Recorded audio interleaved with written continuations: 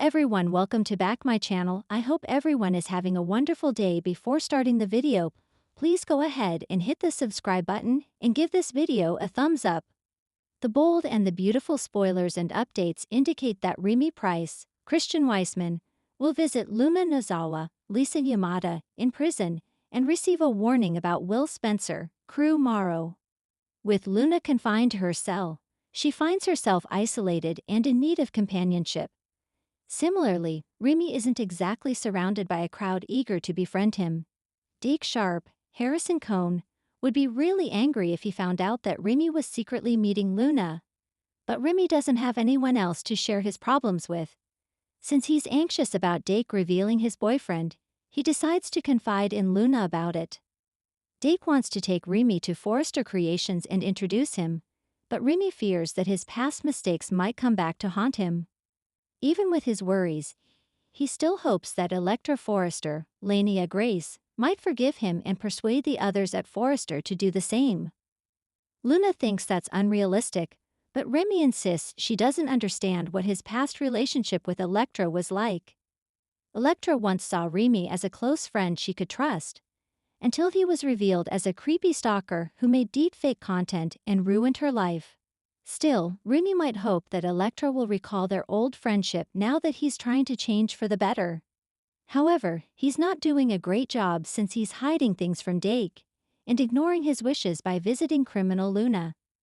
Nevertheless, it seems Remy will try to stay optimistic that everything will turn out fine. Luna, on the other hand, will caution Remy that he's heading straight into danger, especially if Will is going to be there. Remy will have a vengeful look in his eyes and claim he's not scared of Will, which means his dark side might resurface soon. Will had previously rescued Electra from Remy after a dramatic chase, making him her hero.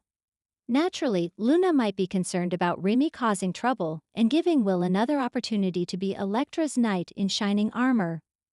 The last thing Luna wants is for Remy to bring Electra and Will closer together, so she might also give a warning about that. Nevertheless, Remy will ignore Luna's advice and walk into the lion's den in B&B's episode on October 31. In a week where emotions are stretched tighter than ever, the bold and the beautiful gears up for a game-changing turn that could rewrite Luna Nozawa's future and expose the dark side of Will Spencer. What begins as a seemingly simple visit between friends behind prison walls quickly evolves into a haunting, heart-pounding confrontation that has fans questioning everything they thought they knew about the youngest Spencer Hare. This upcoming storyline isn't just another twist in Luna's turbulent saga. It's the unveiling of a hidden web of manipulation, jealousy, and buried truths that may just destroy multiple families in one swoop. Remy Westbrook's reappearance has been long anticipated, but no one could have foreseen the how or the why. After months of silence, Remy shocks the world, and Luna, when he shows up unannounced at the prison where Luna's been held since the tragic altercation that left Liam Spencer hospitalized and the Forresters divided. In the visiting room, Luna looks both relieved and wary. She never thought she'd see Remy again after their last explosive fallout. The one that ended with him storming out of the hospital, vowing never to forgive her for choosing loyalty to Finn and the Forresters over him. But now, there he is, calm, collected, and dressed sharply, his every movement deliberate. The moment their eyes meet, the air shifts. Luna's voice trembles as she says his name. Remy, why are you here? He sits down slowly, his expression unreadable. Because someone needs to tell you the truth, before it's too late. And with that, the tone is set. This isn't a friendly visit, it's a warning. Before Remy's arrival, Luna's days in confinement had blurred together in a haze of regret and anxiety. Her legal team has been working tirelessly, but evidence around Liam's mysterious collapse remains inconclusive. Finn, still torn between his medical ethics and his loyalty to Steffi, has been hesitant to testify in Luna's defense. And Bill Spencer, he's been uncharacteristically silent.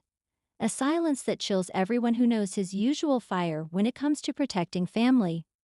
Rumors swirl through the tabloids that Bill has been grooming Will Spencer for a darker role in his empire, one that involves strategic control, manipulation, and, If whispers are to be believed, a level of emotional ruthlessness that even Dollar Bill would envy. But Luna, trapped and isolated, only knows what visitors tell her. Until now, no one's dared to speak the full truth. When Remy finally leans forward and drops his voice, Luna feels the hairs on her arms rise. "You think you were framed, Luna?" he asks, his tone almost pitying. "You're not wrong, but you've been looking at the wrong Spencer." Her brows knit together. "What are you talking about?" "Liam." "Not Liam," Remy interrupts. "Will."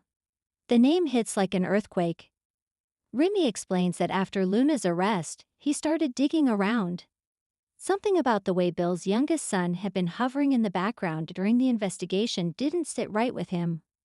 Will had always seemed like the innocent one, the kid brother who stayed out of drama. But Remy insists that behind Will's polite smile lies a calculating mind that could rival any of his father's darker impulses. According to Remy, Will has been manipulating the situation from the shadows.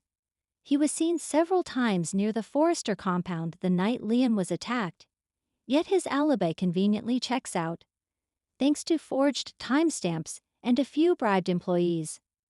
Remy claims that Will has been obsessed with Luna for months, studying her, following her moves, and even tracking her social media before her arrest. "He wanted to own you," Remy says coldly. "And when he couldn't, he decided to destroy you." Luna's world tilts. "Will Spencer? No. He's just a boy." "Not anymore," Remy cuts in. "He's his father's son. But smarter. More patient. More dangerous." As Remy speaks, Luna begins to recall moments that suddenly make sickening sense. The bouquet of flowers that had arrived at Forrester Creations without a card. The strange text from an unknown number saying you don't belong with them. The anonymous package left in her car, the one she dismissed as a fan gift. Remy's eyes harden. That was him. All of it. And when Liam started getting close to you again, when he started showing you compassion, Will saw red. He wanted to eliminate the competition, and you were the perfect scapegoat. The words slice through Luna like glass. For months, she's battled the guilt of believing she somehow caused Liam's downfall. But now the horror lies not just in her innocence, but in how perfectly she was played. Remy slides an envelope across the table. Inside is everything I found: screenshots, witness statements, and one video. I had to dig deep to get it. Will doesn't make mistakes, but he made one this time.